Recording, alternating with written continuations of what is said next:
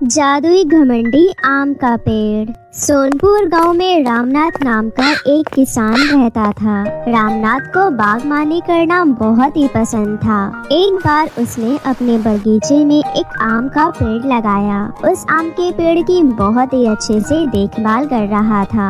वो उसमें रोजाना पानी डालता था और उसके आसपास बहुत अच्छी तरह से साफ सफाई भी किया करता था। उस आम के पेड़ के पास ही में एक नीम का भी पेड़ था, लेकिन वो किसान उस नीम के पेड़ पर बिल्कुल भी ध्यान नहीं देता था। वो तो सिर्फ अपने आम के पेड़ की ही सेवा किया करता था। ये देखकर उस आम के पेड़ को लगने लगा कि वो बहुत ही खास है। ये सोचकर वो आम का पेड़ अपने आप पर गर्व महसूस करने लगा। जैसे जैसे वक्त बढ़ता गया वो पेड़ भी बढ़ते गए। बड़े होने के बाद आम का पेड़ दिखने में बहुत ही खूबसूरत लग रहा था। वहीं उसमें मीठे मीठे बहुत सारे आम भी लगे थे। उस पेड़ के आम बहुत ही मीठे और स्वादिष्ट थे। वहीं नीम का पेड़ ना तो उतना अच्छा था, ना ही उस पे कोई खाने लायक फल लगे।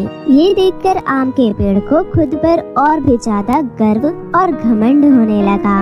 एक दिन नीम के पेड़ ने आम के पेड़ से कहा, सुनो आम, क्या बात है, आजकल तुमने मुझसे बात करना एकदम बंद ही कर दिया है। पहले ही ठीक था, जब हम छोटे थे हम एक दूसरे से कितनी सारी बातें किया करते थे, कितने अच्छे थे वह दिन। सही कहा, पर अब मैं तुम्हारी तरह बेकार नहीं बैठी रहती हूँ। मेरे पास बहुत से काम रहते हैं। मुझे मीठे मीठे आम बनाना पड़ता है। मेरे आम के खाने के लिए दूर दूर से लोग आते हैं और सभी मेरी आमों की खूब प्रशंसा भी करते हैं। अब मेरे पास तुमसे बात करने का वक्त ही कहाँ है। ठीक है, अगर तुम्हें मुझसे बात करना अच्छा नहीं लगता तो ठीक है, मत करो, कोई बात नहीं। तुमने सही कहा। अब तुम कहाँ और मैं कहाँ।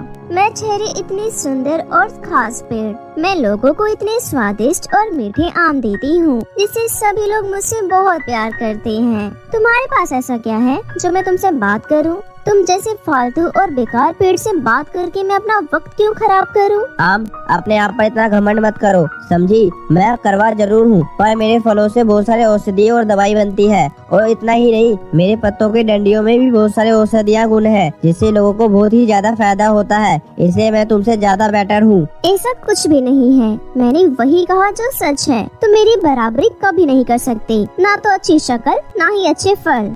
अब तो इस तरह रोज ही नीम और आम का पेड़ का झगड़ा होने लगा। दिन पर दिन उन दोनों का झगड़ा बढ़ता ही गया। दोनों अपनी अपनी तारीफें करने लगे कि मैं ज्यादा खास हूँ तो मैं ज्यादा खास हूँ। उन दोनों पेड़ों के बीच में एक नारियल का भी पेड़ था, जो हर दिन नीम और आम का झगड़ा सुनकर अपने कान बंद कर लिया करता था। एक दिन आम और नीम का पेड़ का झगड़ा कुछ ज्यादा ही बढ़ गया। फिर नारियल के पेड़ से अब रहा नहीं गया और वो बोल पड़ा, ओहो, ये डेली डेली का क्या झगड़ा करते रहते हो तुम दोनों? क्या तुम दोनों अपना झगड़ा बंद नहीं करोगे? माफ करना नारियल जी, पर देखिए ना, ये आम का पेड़ हमेशा मुझे नीचा दिखाने की कोशिश करती रहती है। ऐसा कुछ भी नहीं है, मैंने तो वही कहा जो सच है।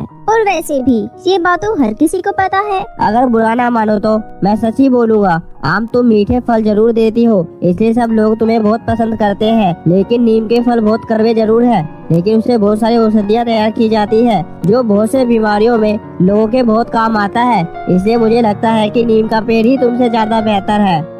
बड़े आए नीम की हिमायती करने वाले। अरे जाओ जाओ, सिर्फ तुम्हारे अकेले फैसले कर लेने से नीम मुझसे ज्यादा बेहतर नहीं हो सकता।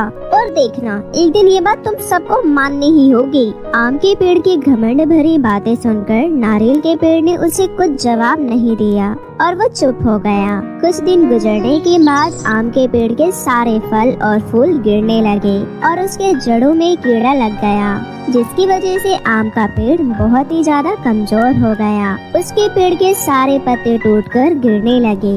वो बहुत ही ज्यादा कमजोर हो गया। फिर एक दिन रामनाथ अपने बगीचे को देखने आया और वो आम के पेड़ की ये हालत देखकर बहुत ही चिंतित हुआ। अरे ये क्या, ये आम के पेड़ में तो कीड़े लग गए। और फिर वो किसान नीम के पेड़ से उसके बीज तोड़कर उसे पीसकर उसका पाउडर बनाकर रोज ही आम के पेड़ पर उसका छिड़काव करने लगा। हर दिन किसान ने ऐसा ही किया। कुछ दिनों तक नीम के पाउडर का छिड़काव करने से आम के पेड़ में जो कीड़ा लगा था वो सारा ही खत्म हो गया। आम का पेड़ फिर से पहले की तरह सुंदर हो गया और उस पर फिर से फूल और फल आ गए। उसके बाद आम के पेड़ को अपनी गलती का एहसास हो गया। उसने ये जान लिया कि अपनी खूबियों को लेकर कभी भी किसी को घमंड नहीं करना चाहिए और उसने स्वीकार किया कि हर किसी की अपनी अपनी खूबी होती है। उसे कभी भी किसी को खुद से छोटा नहीं समझना चाहिए। नीम जी, मुझे माफ कर दीजिए।